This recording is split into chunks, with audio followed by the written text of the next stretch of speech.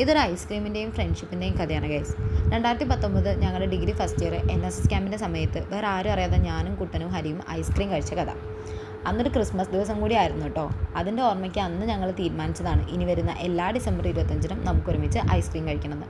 ഇന്ന് അതിൻ്റെ 7 വർഷം പൂർത്തിയാക്കുവാണ് ഞങ്ങൾ. ഞങ്ങളുടെ ഇടയിലെ മൂന്നാമൻ്റെ അടുത്തോട്ടുള്ള യാത്രയാണിത്. കഴിഞ്ഞ 3 വർഷമായിട്ട് ഹരി വില്ലിംഗ്ടൺ ഐലൻഡിലാണ് വർക്ക് ചെയ്യുന്നത്. അവന് ലീവ് കാര്യങ്ങളൊന്നും അങ്ങനെ കിട്ടാത്തതുകൊണ്ട് ഞങ്ങൾ കുറച്ച് മണിക്കൂറുകൾ മാത്രമേ ഇപ്പോൾ കാണാറുള്ളൂ.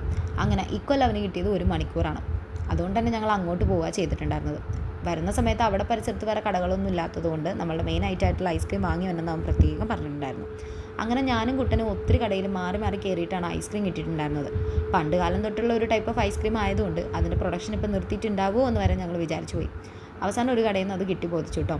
അങ്ങനെ അവിടുന്ന് കുറച്ച് സ്വീറ്റ്സും കൂടെ വാങ്ങിയിട്ട് ഞങ്ങൾ നേരെ വില്ലിംഗ്ടണിലോട്ട് പോയി. വൈകിട്ട് ഏതാണ്ട് അവൻ പറഞ്ഞ ഒരു 4 മണി സമയത്ത് തന്നെ ഞങ്ങളവിടെ എത്തിയിട്ടുണ്ടായിരുന്നു. കൃത്യം 1 വർഷത്തിന് ശേഷമാണ് കേട്ടോ ഞങ്ങൾ കാണുന്നത്. ഇതിനെ വേറൊരു സെൻറ്റൻസിൽ പറഞ്ഞാൽ എല്ലാ വർഷവും ഡിസംബർ 25 എന്ന് പറയുന്ന ഒരു ദിവസം മാത്രമാണ് ഞങ്ങൾ കാണുന്നതും സംസാരിക്കുന്നതും. ഈ ഒരു ദിവസം കുറച്ച് മണിക്കൂറുകളാണെങ്കിലും ഇങ്ങനെ ഒന്ന് കാണാനായിട്ട് ഞങ്ങൾ 3 പേരും ഒരുപോലെ എഫേർട്ട് എടുക്കാറുണ്ട് കേട്ടോ.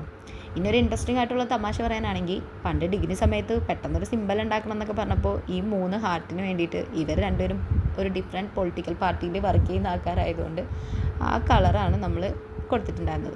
പിന്നെ ബ്ലാക്ക് എൻ്റെ ഫേവറേറ്റ് കളർ ആയതുകൊണ്ട് ബ്ലാക്ക് ഞാൻ ആയിക്കോളാം എന്ന് പറഞ്ഞു. അങ്ങനെ 2019 ഞങ്ങൾ തന്നെ സ്വയം അംഗീകരിച്ച് 3 കളറുകളുള്ള ഹാർട്ടുകളുമായി ടിൽ ദി എൻഡ് എന്ന് പറഞ്ഞ് ഞങ്ങൾ 3 പേരും മാത്രമല്ല ഡിസംബർ 25-നും അതിന് മുന്നേ ഉള്ള 2-3 ദിവസം മാത്രം മീറ്റ് ചെയ്യാനുള്ള പ്ലാനിങ്ങിനും മാത്രമായിട്ട് പ്രവർത്തിക്കുന്ന ഒരു വാട്സപ്പ് ഗ്രൂപ്പും ഞങ്ങൾക്കുണ്ട് കേട്ടോ. യഥാർത്ഥ സൗഹൃദങ്ങൾക്ക് രാഷ്ട്രീയമോ എന്നുമുള്ള സന്ദേശങ്ങളോ സംഭാഷണങ്ങളോ ആവശ്യമില്ലെന്ന് പറയുന്നത് വെറുതെ ഒന്നല്ല.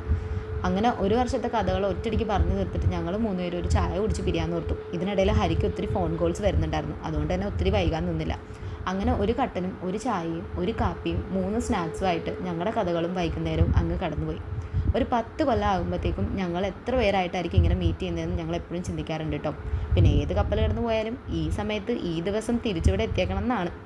പിന്നെ പൊതുവേ ഡിസംബർ 31-ന് എല്ലാവരും പറയണ പോലെ അല്ലാതെ ശരിക്കും അടുത്ത വർഷം കാണാമെന്നും പറഞ്ഞ് ഞങ്ങൾ അവിടെ നിന്ന് പോന്നു കേട്ടോ.